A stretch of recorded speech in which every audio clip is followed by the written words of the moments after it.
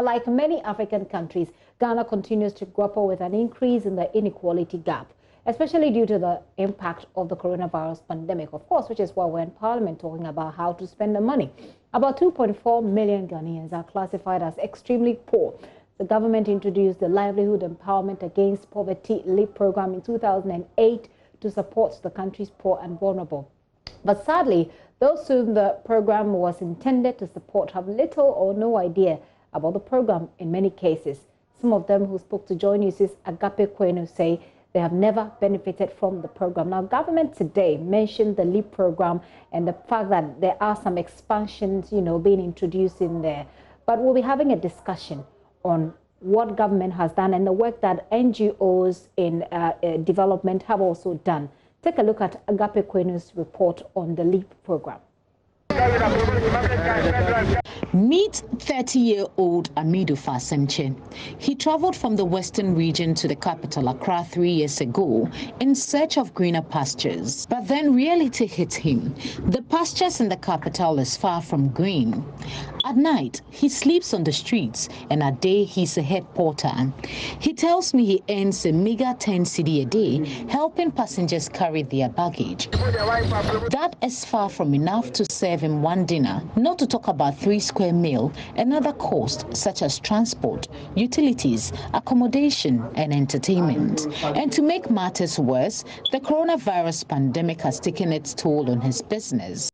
When I was young, my mother sent me to school. I could not continue about the school. That's why I ran out from home and I come to the streets. So right now I carry load before I get something to chop. Some people pay me at 10 cedis, some also give me 5 cedis. Some are wicked give me 2 cedis, but I took them all.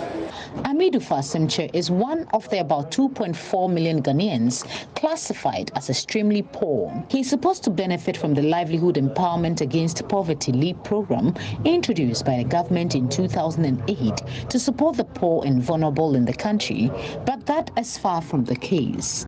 There's no place for us to stay, but we are living in Sky Filling Station. We got something called bunker in street, some place like Odona. The government come and destroy. They call themselves Abaye. They scattered all. As you know, in Ghana here, if you doesn't have certificate and they have a good citizen, they can't get a job. As for me, I don't have cert. So only this guy I'll do. Sadly, the LEAP program only extends to a few, leaving out an average of 1 million people. 25-year-old Sonia Bankwa, a friend of Sonny, says he dropped out of school after the death of his grandmother, who was his only caretaker. He has been on the street since 2017. As a street boy, he says there are days he has to go to bed hungry as he barely earns enough to afford a 3 square meal. I go school, but I no go long. I come hustle because I did my grandmother's side, but he dead. My mother and my father said them they Nigeria. We know they see them again. Sometimes I they get 30 cedis. If I get 30 cedis, I put 5 cedis in Susubank. By the time lockdown come now, everything go down, so I short money. Amidou Fasemche is calling on government to pay attention to job creation and support vulnerable groups in the country. As the government is watching me there, as I was saying, I wanted to let him know that if you can look at the street, there are so many people out. We are suffering. We need the help from government. As for me, I wanted to go home and go and start a new job for myself. But a lot of my friends here wanted to go and work with companies. So government can do that. We have to come and ask everybody who wants the job to do here and who wanted to go home. Government should do that for us so that they can help us and everything going on, the stealing and a lot of things going on out there. They can stop it. Agape Kwenu's report for JoyNews. This afternoon, you heard from the Finance Minister on government support for the vulnerable. They're actually saying that they're expanding the LEAP program to many more households. I'll give you the figure. But joining me via Zoom for this discussion is George Osei-Bimpe, Country Director for Send Ghana. They have been putting together a report from the SDG 10 sub-platform, and they've issued a statement on ways that we can mitigate the effect of COVID-19 on the poor and vulnerable. Mr. Bimpe, thank you for your time. Good afternoon. I think you're muted. Let's unmute and then we continue with the Zoom. Okay. No, I think, can you hear me now? I do perfectly. Okay, so I mean, just to give you the highlights, and I'm sure that you've already heard, there's going to be an unemployment insurance program, water and electricity, free water and electricity expanded, 3 months for water, 6 months for electricity. We were looking at 100 billion cedi investment, that's dubbed the Obatampa Fund. And there's a breakdown there as well. What are your own assessments of how this review, as we have heard it, addresses some of these key issues bordering on, our existence? Okay, thank you very much. I mean, well-crafted statement, I should say, but the devil is, as they say, is in the detail. Unfortunately, the minister did not give a lot more details about the Obatampa program. I think basically that is because the president will be launching it, and so the president will be giving the details. So our fingers are crossed, and hopefully it will provide the necessary details that we need. But if lessons of existing and past social interventions are to go by, we are keen to learning about the kind of targeting mechanisms that will be rolled out so that we will reach, the program will reach these, the kind of people that you spoke to on the street. That will be very important. We are happy to also learn that LEAP is going to be expanded. And MFI, you and I have been talking on several occasions. One of the key advocacy messages that we have carried across has been the need to... It looks like you went all dark on me all of a sudden. It looks like I might need a little bit of light in your background. I can't see your face. Okay. I don't know. I think is the wind. The wind is blowing my window. Okay. So you're talking. Okay. You're talking about the how this manifests, essentially how this manifests on the ground and impacts on the lives of the people. Yeah. So that is important. But you see, what is important for me is not the interventions that we put in place in the short term. The short-term interventions could be a mere window dressing. The fundamental, the problem of inequality and poverty are systemic. And so when you are addressing inequality and poverty, you want to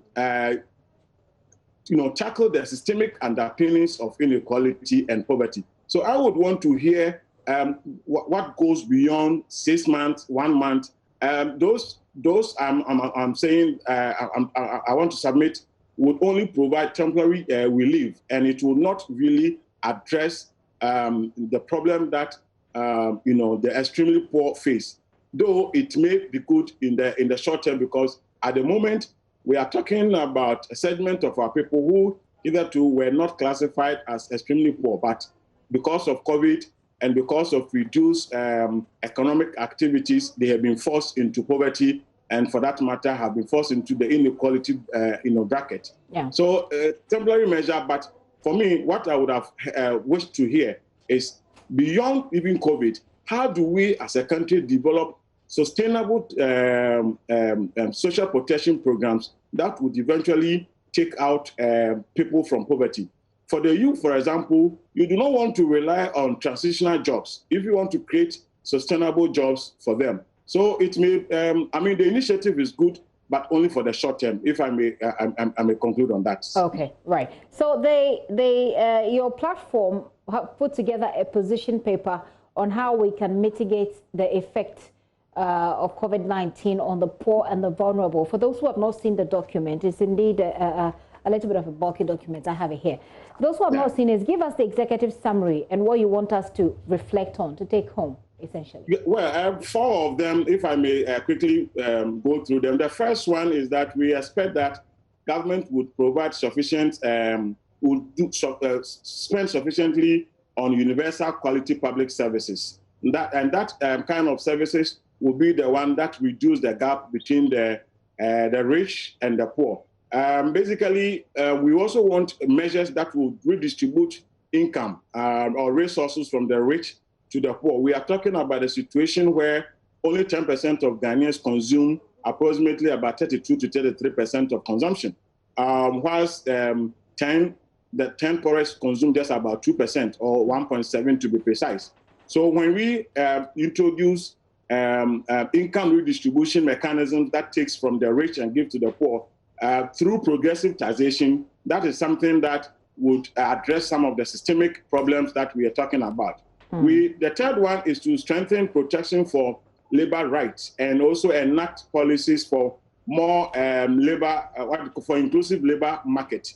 And the final one is basically to invest in national care systems. Basically, you are a woman, you are lucky you have education, but there are other women who may even have education but do home care. Unfortunately, those services that they provide at home are not quantified, and we do not recognize them as such. And what we are saying is that those that do home care must also receive the necessary, we should have policies that allow them to receive the necessary support. So even in the homes, the kind of, when they take care of children, when they cook, and so on and so forth, as a country, elsewhere, policies have been introduced to ensure that those people's activities are recognized. For that matter, we need to look at the possibility of replicating that in this country.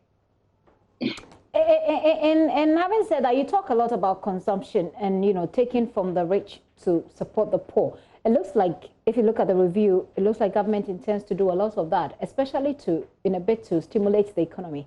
So essentially, they have a huge amount of money that's reserved for that purpose. For instance, they're expanding the leave program to a lot more households. I've got like 334,084 households they're looking at. They are expanding the school feeding program, for example. Are these interventions not enough? They are very good interventions, and you must commend them. But you see, they are not new. We are only scaling up. When we talk about taking from the poor to give to the rich, we are talking about the introduction of a tax regime that is progressive enough. If we succeed in implementing all these proposals or programs, but we do not create a situation where the rich pay more, proportionate to their size of income, we will end up, of course, providing social protection services, but we won't be able to bridge the gap. We might not necessarily succeed as a country to have a situation where we all have the equal level of income. But what we are trying to say is that in this country, many companies, many rich people, unfortunately, do not pay what is due to the state. And we would wish that in as much as government is scaling up on those social protection interventions, we should look at the level of progressivity of our tax regime so that we can take more from the rich and give to the poor.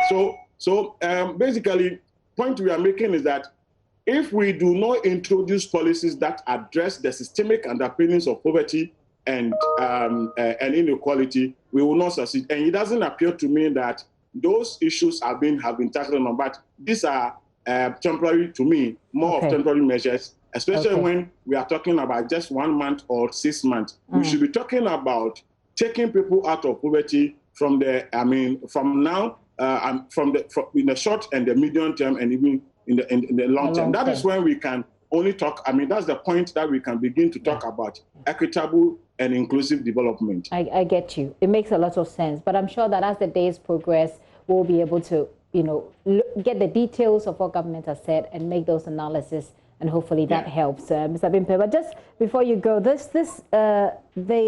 alleviation fund, you mentioned the details. We don't have a lot of details, but I just wanted to read a few of the ones that I have here for you before I let you go. Their focus is ensuring food security. There's to protecting businesses and workers, strengthening the health system, attracting private investment, and supporting Ghanaian businesses. Those are the big, sub-headlines beneath it. So I just wanted to let you have that. But thank you very much. Hopefully next week we'll get in touch with you. Osebim Pele, he's the country director of St. Ghana. Thank you once again.